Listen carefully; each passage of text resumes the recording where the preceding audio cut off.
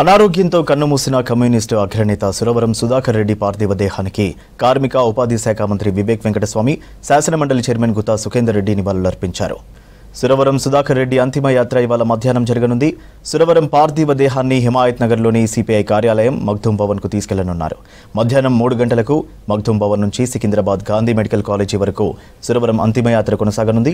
సాయంత్రం 5 గంటలకు గాంధీ మెడికల్ కాలేజీకి సురవరం డెడ్ బాడీని డొనేట్ చేయనున్నారు కుటుంబ సభ్యులు.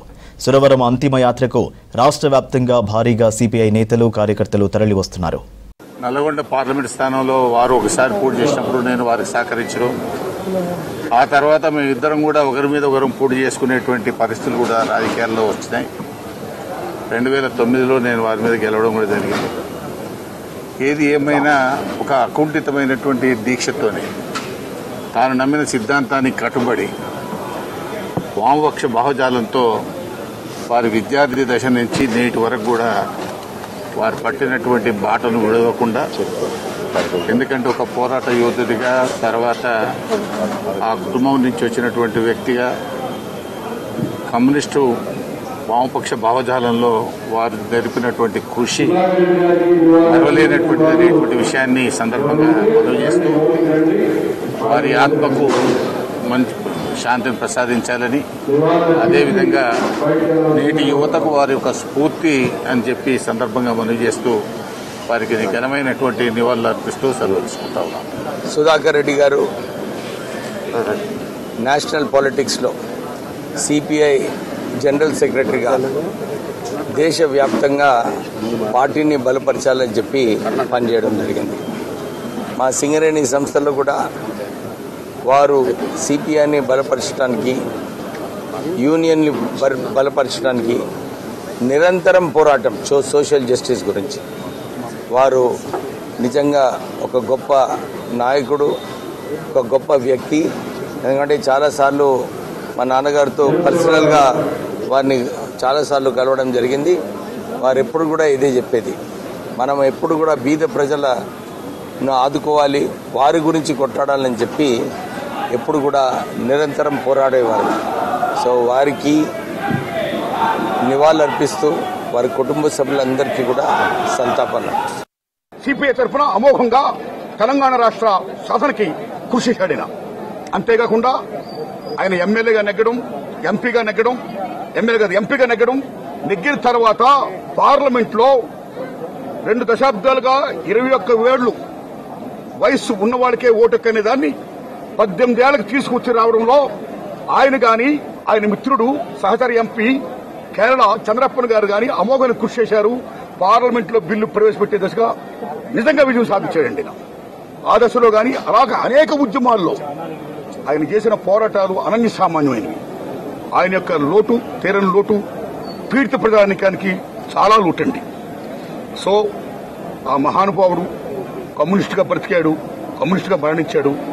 సమాజం కోసం కృషి చేసి ఆయన జన్మను సార్థకం చేసుకున్నాడు. ఆ మహానుభావుడు భగవంతుడు ఆత్మ చేకూర్చాలని, శాంతిని చేకూర్చాలని మనస్ఫూర్తి కోరుకుంటూ God bless his soul, God bless us.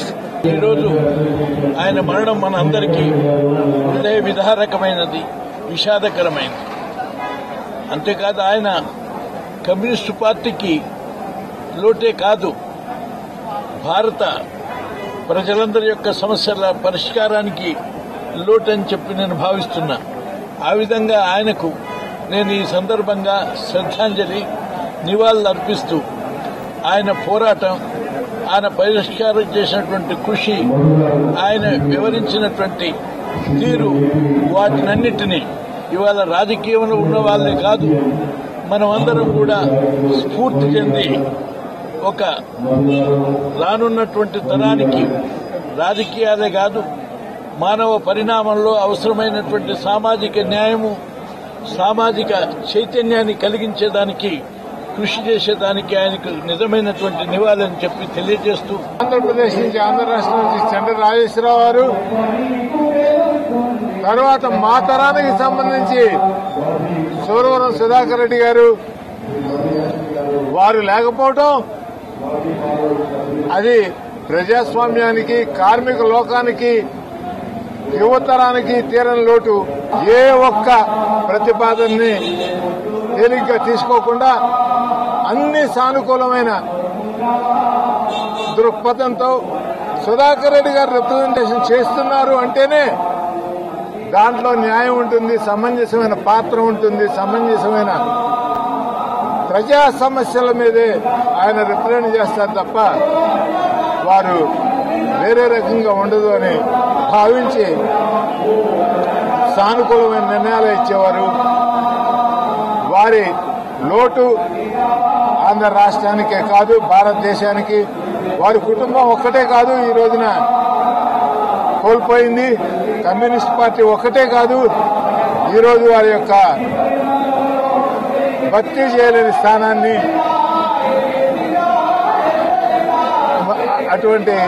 ఇటువంటి పరిస్థితుల్లో వారికి, వారి కుటుంబానికి, సిపిఐ, ముఖ్యంగా సిపిఐ పార్టీకి నా యొక్క హృదయపూర్వకమైన సంతాపాన్ని తెలియజేసుకుంటూ